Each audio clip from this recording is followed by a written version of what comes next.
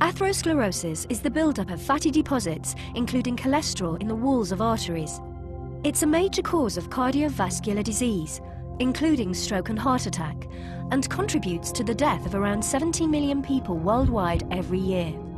This short presentation illustrates the key stages in its development and its main impact on cardiovascular health. Cholesterol is a natural, fat-like substance and is essential to health. However, too much cholesterol in your blood can be harmful. Cholesterol is produced in the liver, but can also be found in certain foods, such as those high in saturated fats. There are many types of cholesterol. The main type involved in atherosclerosis is called LDL-C, or bad cholesterol.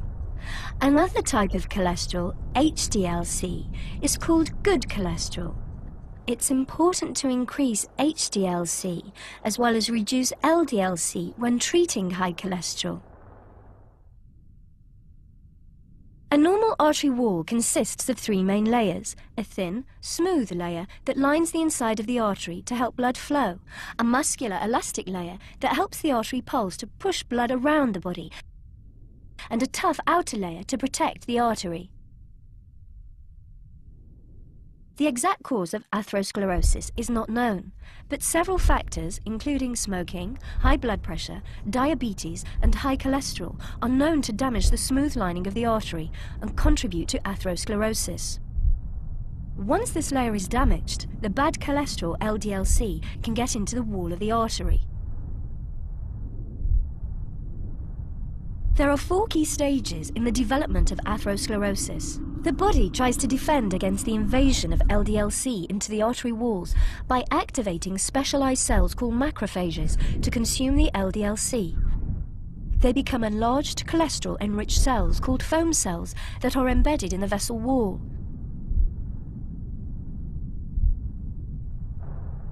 The accumulation of foam cells can be seen by the presence of fatty streaks in the vessel wall. As the fatty streaks grow, the body tries to protect the artery from them by surrounding them in a fibrous capsule. At this stage, the growth is called a plaque. As the plaque gets bigger, the body tries to preserve the blood flow through the artery. The plaque expands into the elastic layer, which stretches in order to keep the opening of the artery the same. If the plaque continues to grow, its expansion will eventually intrude on the inner opening of the vessel, as the elastic layer cannot stretch anymore. This reduces the ability of blood to get through the artery. At this stage, physical symptoms such as angina may appear. Also, over time, calcium may be deposited in the plaque, making it hard and inflexible. This reduces the ability of the artery to expand to increase blood flow when needed, for example during exercise.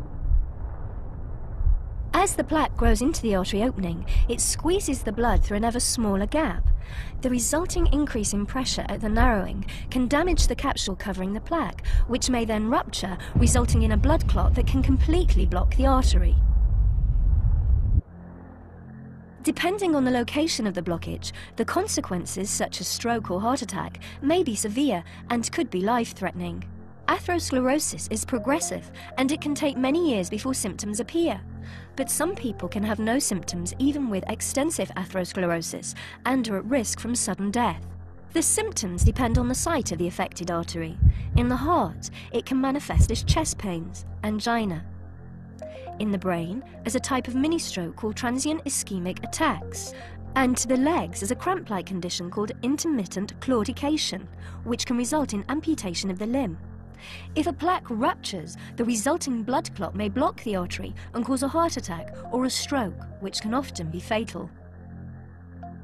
Atherosclerosis may cause the artery wall to weaken, causing it to bulge under the pressure from the blood. This bulge, called an aneurysm, can rupture, and the resulting bleed, called a hemorrhage, can be fatal. We hope, after this presentation, that you understand how the bad cholesterol LDL-C contributes to cardiovascular disease and atherosclerosis, and what that means for your health. We also hope you appreciate why always taking your medication, as prescribed by your doctor, is so important in maintaining low LDL-C and high HDL-C in order to reduce your cardiovascular risk.